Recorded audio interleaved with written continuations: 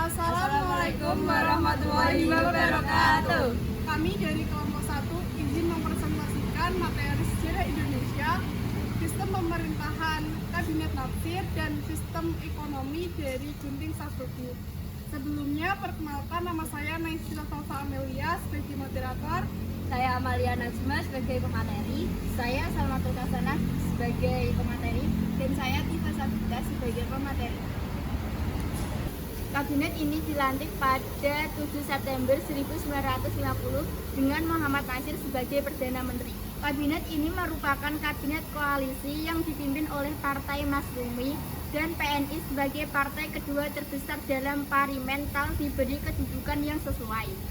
Kabinet ini merupakan kabinet yang kuat informasinya karena beberapa tokoh terkenal duduk di dalamnya, seperti Sri Sultan Hamengkubuwono IX, Mr. Asaad, Insinyur Dr. Juanda, dan Profesor Dr. Soemitro Djojo Hadikusumo.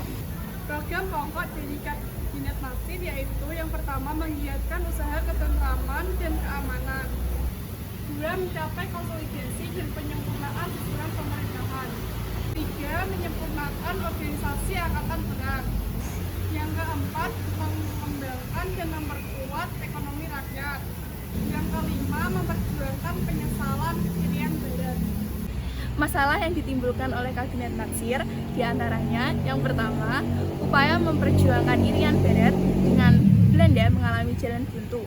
Yang kedua, dalam penerapan Sumitroplan, pengusaha nasional diberi bantuan kredit, tetapi bantuan itu diselewengkan sehingga tidak tepat sasaran. Yang ketiga, terjadi pemberontakan hampir di seluruh negeri. Di antaranya adalah pemberontakan di ITII, Gerakan Andi Aziz, Gerakan RMS, dan Gerakan APRA. Keberhasilan sistem pemerintahan Kabinet Natsir di bidang ekonomi ada Sumitroplan, yaitu mengubah ekonomi dari kolonial menjadi ekonomi nasional.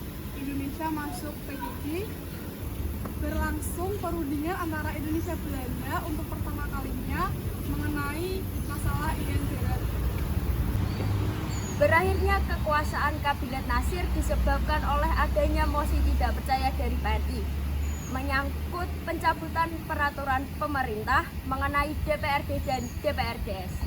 Mosi tersebut disampaikan kepada pemerintah pada tanggal 22 Januari 1951 dan mendapatkan kemenangan, sehingga pada 21 Maret 1951 Natsir harus mengembalikan mandatnya kepada pemerintah. Kebijakan Gunting Safruddin dilansir dari buku Demokrasi Liberal tahun 1950 sampai 1959 dan buku Demokrasi Pemimpin tahun 1959 sampai 1966 tahun 2018. Indonesia harus menghadapi berbagai masalah setelah kemerdekaan. Setelah Belanda mengakui kedaulatan Indonesia di konferensi Jakarta, Indonesia harus membayar 1,1 triliun rupiah utang luar negeri dan 2,8 triliun rupiah utang dalam negeri. Defisit mencapai 5,1 miliar rupiah, harga-harga mahal, inflasi memberatkan masyarakat.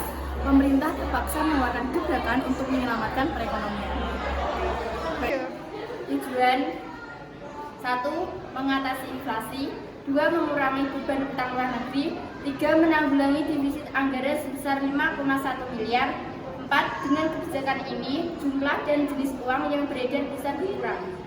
Dampak pemberlakuan kebijakan ekonomi Gunting Safruddin adalah nilai uang bisa hangus jika melebihi batas waktu penukaran. Pada 22 Maret sampai 16 April 1950, uang kertas sebelah kiri sudah harus ditukarkan pada tempat-tempat yang telah ditentukan dan di bank. Jika lebih dari tanggal tersebut tidak ditukarkan, maka uang bagian kiri tersebut sudah tidak lagi dapat digunakan.